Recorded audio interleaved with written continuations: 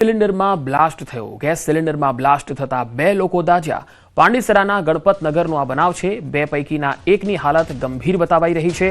ગંભીર હાલતમાં સારવાર માટે ખસેડાયો છે. નવી સિવિલ હોસ્પિટલ ખાતે ખસેડવામાં આવ્યો. બંને હાલ સારવાર હેઠળ છે. ગેસ સિલિન્ડરમાં બ્લાસ્ટ થયો. 2 પૈકી એકની હાલત ગંભીર બતાવાઈ રહી છે. સુરતમાં ગેસ સિલિન્ડરમાં આ બ્લાસ્ટ થયો છે. તસવીરોમાં જોઈ શકાય છે 2 લોકો તેમાં દાઝ્યા છે. પાંડેસરાના ગણપતનગરનો આ બનાવ. દાહોદમાં ટ્રાફિકથી ધમધમતા સ્ટેશન રોડ પર 4 થાંભલા ખાતે ચોરીની ઘટના બની.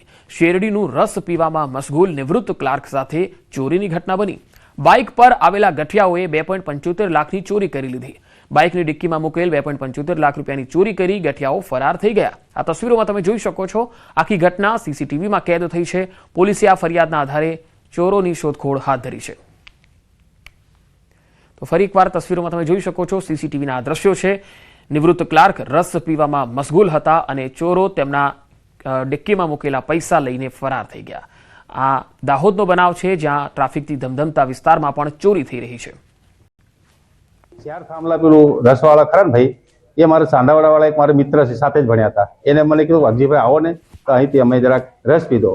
હું આમ ફરીને રસ પીતો હતો એટલામાં પાછળ ગાડી હતી, પણ મારી લોક હતી, પણ એ લોક એટલું બધું એનું નહોતું, એમ ખુલી જાય કોઈ બી ચાવી નાખવાથી.